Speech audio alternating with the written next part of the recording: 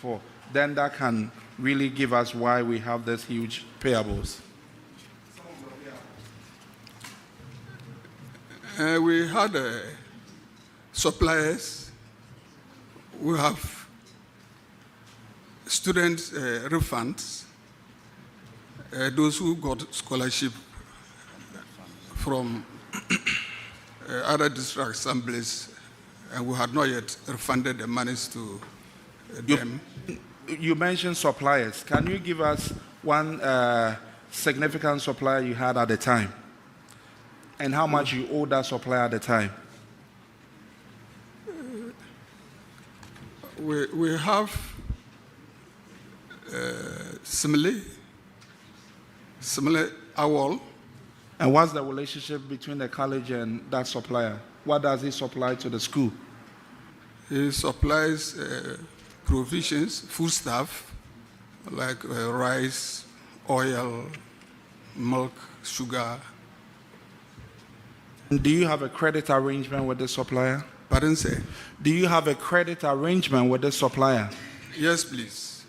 And what are the terms?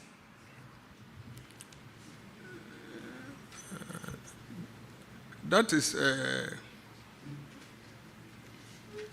we are talking about that is done by the procurement unit. They do the arrangement. Mr. Finance, we want to understand why you had huge payables at the time. I asked a simple question. The credit terms you have with the supplier will specify that you have 6 months within which he supplies that you pay, or 1 year. That's the terms I want to understand. Then that can also come in to explain why you have this huge payables. Okay. If you do not have the answer, say so. But if you have, then you can go out. It's the procurement people who did the... Okay. But next time, try and get all these explanations before you come to the committee. Okay. Thank you. So we are looking at your current ratio, and you improved it slightly. But then we would encourage that you do more to increase your ratio such that you are able to pay all your liabilities one day for due. So I'll bring it to an end and encourage that you do more to improve your ratios and also manage your liabilities well. Thank you, Chairman. All right. The next infraction is on paragraph 898. Thank you very much, Rankin. Just a quick one. Finance officer, so I think that you will have to do more next time. Your procurement officer gets procurement done, but you effect the payment. And so you should be able to explain to us why the status of your payables and what is accounting for it. I see that you are being pardoned, but that is not acceptable. And next time you must get your answers fixed before you come. Okay. Is that okay? Thank you, Chairman. Thank you very much. Paragraph 898, Honorable Adam Agbana. Thank you, Chairman, for the opportunity. I would want to find out from the Finance Minister, continuing from the response, the Finance Officer, and in your response to the earlier question, you mentioned Simile M. Awal Company as one of your suppliers, your major suppliers. This report indicates that you awarded a contract worth $66,000 to the said company. At the time, they did not have tax clearance, PPA certificates, NEET, and the rest. Your response was that the company was still in the process of securing those documents. Can you update this committee on whether or not the company you have listed as a major supplier now qualifies to be to do supplies for you? Yes, Chairman. The supplier brought all the documents and we presented them to the audit service for verification.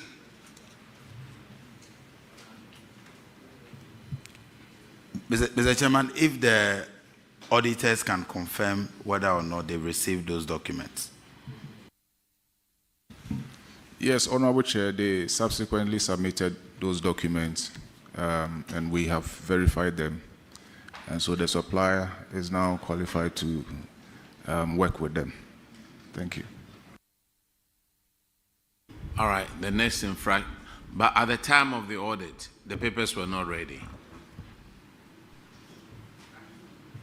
Then at the time of the procurement, he had all the documentation ready. But because we buy on credit, at the point of payment per the audit works checks, the supplier had a problem with the documentation. So he was asked to go and work on them, which he's done.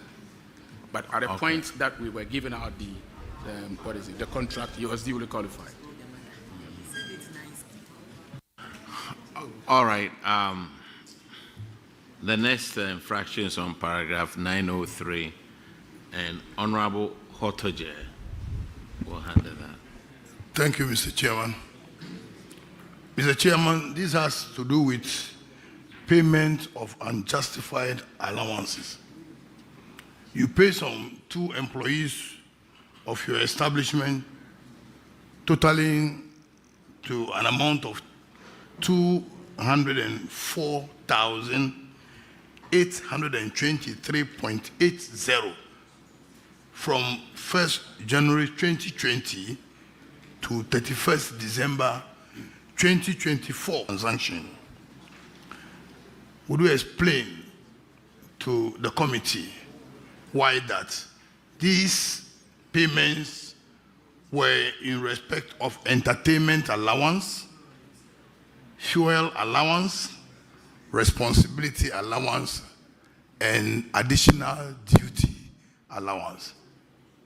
So update the committee why it is either justified or not justified.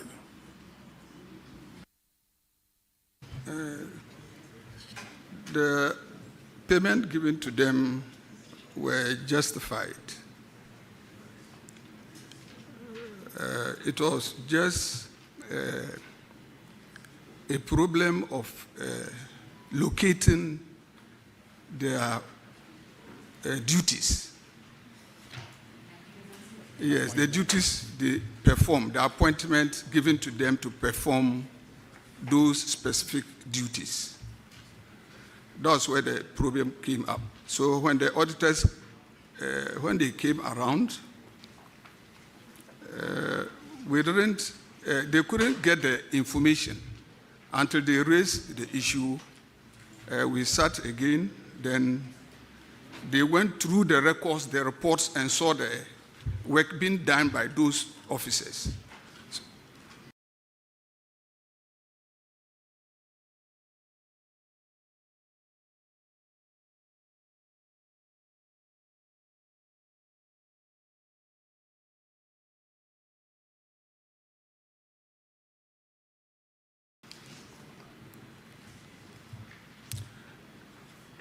Mr. Chairman, somebody is given duty to perform RICS,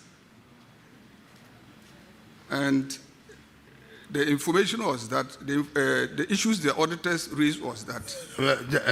Mr. Finance Officer, Yes. let me find out. Okay. The so-called additional duties you are talking about, is it by word of mouth or spelled out in their letters of appointment? They are spelled out. So you are telling us that the auditors found all those on their appointment letters? Is that it? Yes, Chairman. Auditors, can you confirm that to the committee? Honorable Chair, at the time of the audit, we realized that these individuals were being paid the allowances that we have specified in the report, but they could not provide appointment letters that gave them that right to benefit from those allowances. And so we captured it in our report because at the time of the compilation of the AG's report, those appointment letters were not provided. But then afterwards, they were able to provide appointment letters that indicate that these individuals are supposed to be paid these allowances that we have indicated in the report. Thank you. Mr. Chairman, appointment letters with the various duties spelled out shown as evidence. Finance officer, what they needed at that time, if you listen to the auditors well, they needed copies of the appointment letters. And that was what you couldn't provide at the time of the audit.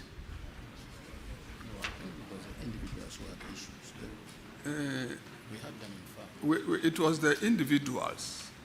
Individuals, what? Those who were given those duties to perform. No, you have somebody working at your institution. The person gets paid every month. Question is, what is he doing there? Who gave him the authority to work at your school? And what functions are these people performing? And that will be spelled out on the appointment letter. And that was what the auditors were looking for at the time of the audit. But subsequently, you sent it to them, just like the auditors said. So at the time of the audit, when they were doing the exit interview with you, that's when you should have been able to get these together to give to the auditors. Let me move on. Encroachment of school land. Global Teachers Credit Union and Rahman Construction Company have encroached on your land. What is the status now? We engaged them. We had an agreement, tenancy agreement with them. And they have paid the monies we agreed with them. The bills we give them, they have paid. Have you given copies of the tenancy agreement to the auditors? Yes, Chairman. Auditors, could you confirm, please? Yes, Honorable Chair, we have a copy of the tenancy agreement. All right. Thank you. You are discharged. Oh, hold on for a minute. No, just before they go, today there are quite a number of people here. If you can take us through the audit again like you did for yesterday, so that they can all hear some of these things. So some of the things that have brought them here are not supposed to even appear in the report if they had taken notes of the times and the processes of the audit. So I would impress upon you to do just like you did yesterday, take them through the timelines and what you come to do again, please. Thank you, Honorable Chair. So the audit process goes like this. We'll have an entry meeting with the entity. That is after a letter had gone to them that we are about to start an audit in that particular institution. And then we'll have an entry meeting with them and discuss the timelines, the scope, the deliverables. Please, visitors, it is for your own benefit. So if you can please be still and let's all listen to him, and he will be grateful. So the entry meeting, we will spell out all that we are in the entity to do, what we expect of them, and the fact that in the course of the audit we'll raise queries or observations when we come across them, and then require them to respond to those observations. So that entry meeting is done, and all the management staff or key people are supposed to be present in that particular meeting. Now, in the course of the audit, when we come across some observations or there are audit findings, we would put them in a form of a document and send to management, and management is supposed to respond to those audit queries or observations that have been raised, and usually to be within 7 days. Now, after the 7 days, if they are unable to respond to all the observations that have been raised, we will escalate those findings into the draft management letter. And the draft management letter is what we discuss at the exit meeting. So at the exit meeting, all the issues that we have come across that are still pending, that they've not been able to provide documents or responses to, we will discuss them at the exit meeting and give them the opportunity to provide responses or documents with regards to those issues.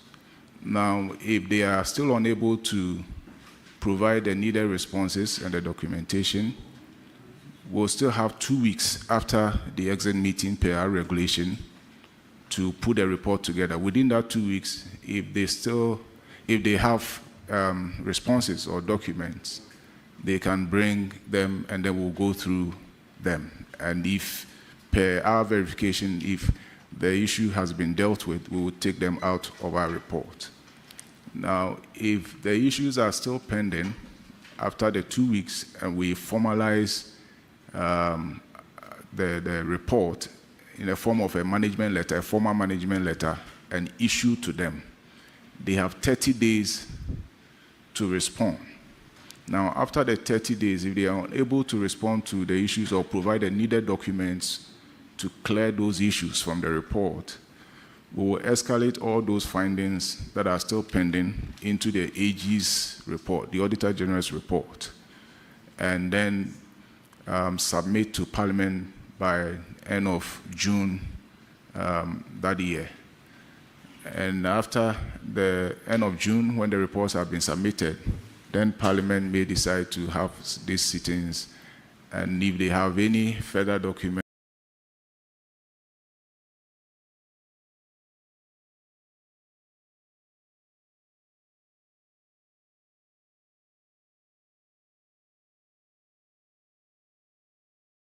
also they can be able to provide. So, but just to make an emphasis here that if all these windows are not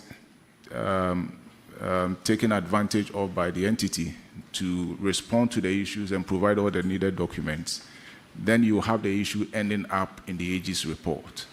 But if they're able to provide all the required documents and all the responses that we require, the issues will not end up in the AG's report. So they end up in the AG's report because they have not been able to address the issues at the time of compiling.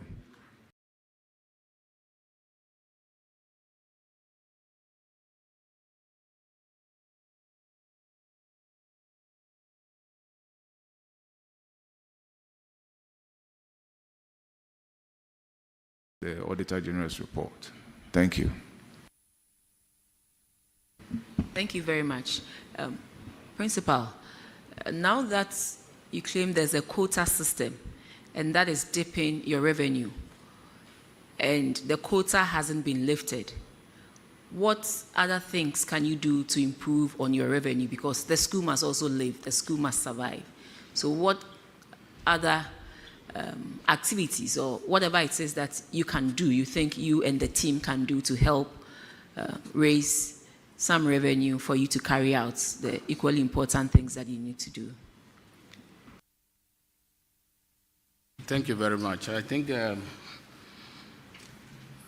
we setting up a garden in the school to, first of all, engage the students and then get them to learn, the science students in particular, because the college is a science-based college. And when we do, whatever revenue we will get from the proceeds of the garden or the farm will be used to supplement our income. Then also our vehicles and other, our vehicles are normally, people come for them at a certain fee. And we rent them out and we make some money out of it. The assembly hall is equally also being utilized for this particular, to make sure that our income goes up. Then as an institution, we set up a multi-purpose sports facility. We did that from IGF. And USEX, outside pay something at the end of the day for as revenue to the college, and that is helping us to run our activities. This is just one of the. Even the classrooms, we are into agreements with UCC. They do distance education programs, weekend programs, and even the sandwich. They come around, they use our facilities, and we are able to get some revenue out of that. You should revise them upwards so that you can make more money too. Yeah. Yes, just recently, I think we had an agreement. We renovated or refurbished the catering department of our outfit, and the rates that were being paid by UCC, we told them it was on the lower side. Just about a month ago, they brought it up. They brought the rates up, and there's a letter to that, but except that I don't have it here. And every now and then, once they have their students on the ground, they will be using the facility, and some revenue will come in.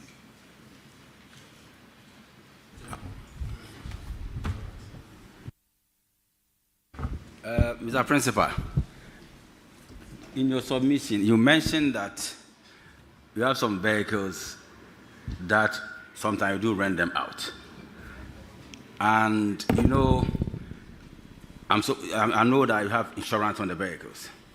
But insurance, when we're doing the insurance, whatever you said during the insurance will be used when you're going for claims. So if it was insured as a private vehicle for the school, and you're not commercializing it, if there's a problem, you need to understand that the insurance company may reject any claim. So you have to look at that one and see the type of insurance you have to avoid any problem in future. Thank you very much. Noted. Thank you very much. Prof, you are discharged. Okay. Thank you very much, Chairman, and then members of this honorable committee. Thank you. May we call Salaga Senior High? Salaga Senior High.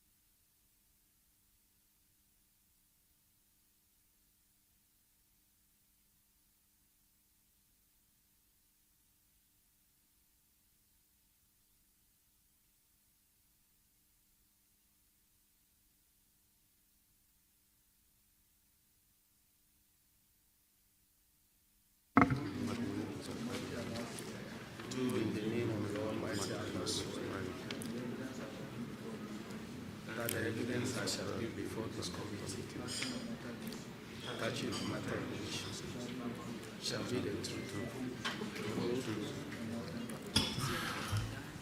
Please have a seat and then introduce yourself to the committee.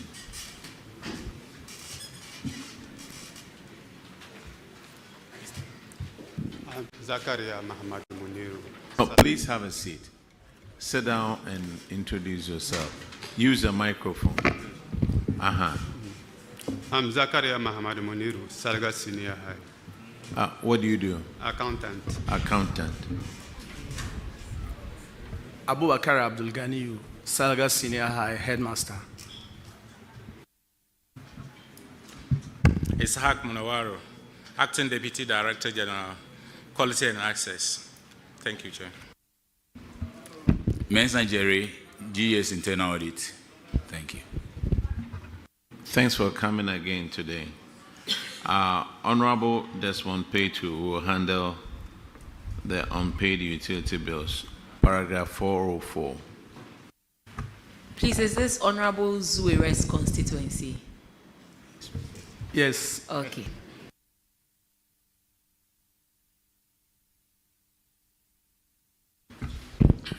Thank you, Chairman.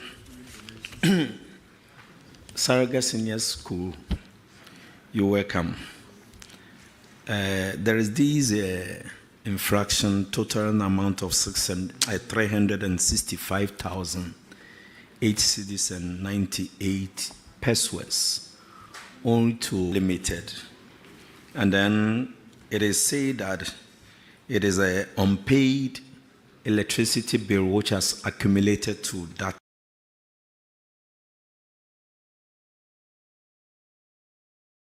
amount, and water as well.